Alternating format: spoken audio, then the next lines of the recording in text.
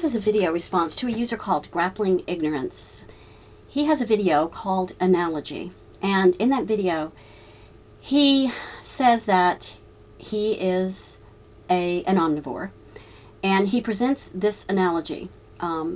He says, while he doesn't object to some people being vegetarians, he would be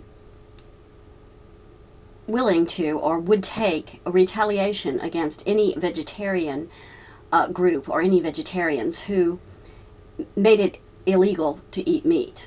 And the reason he makes this original premise is that he wants to compare this scenario, this situation, to fundamentalist religious people who put their religion into laws. And I assume, although he doesn't outline it completely, he's talking about creationists who make it mandatory in some school systems to teach creationism alongside evolution, which is of course absurd and should never happen. I agree. But I don't know of any scenario where I've never seen it. I've been a vegetarian for a long time, and I have never seen any vegetarian group working to make meat illegal. And so for that reason, I don't think the analogy works, because they're very dissimilar situations. No vegetarian group has ever done that. If you know of one, let me know, because I've never even heard of that. And as I said, my choice has been to be vegetarian for quite a while.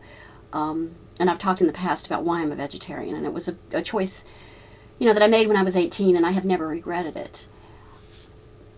So I just think it's a false analogy. And I put up a really interesting, to me at least, slide here, which outlines why it's a faulty analogy. And this is from New York Times editorial, which was printed in 2005. And Adam Cohen in that editorial says, "The power of an analogy is that it can persuade people to transfer the feeling of certainty they have about one subject to another subject about which they may not have formed an opinion.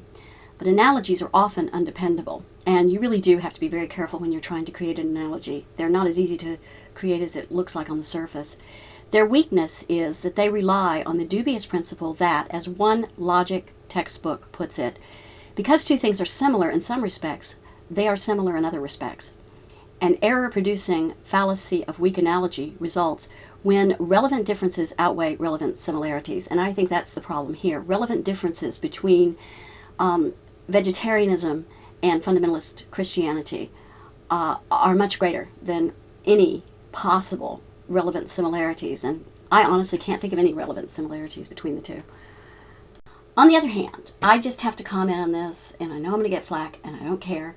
Some of the comments in this comment section are totally inscrutable to me. I can't figure them out, because these things about vegetarians can't get enough protein. There is absolutely no problem with getting enough protein if you choose a vegetarian diet. Absolutely no problem. It's a very easy thing to do.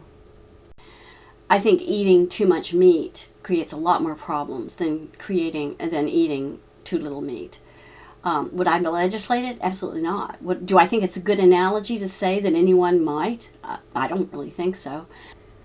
So anyway, that's my 2 cents worth, for what it's worth, probably about 2 cents. I just think you have to be careful when you make analogies, or they really don't work. And in this case, I just don't think the analogy worked. I just have to be honest about it and say that, because I don't think it did. Anyway, that's it for me today. You guys take care.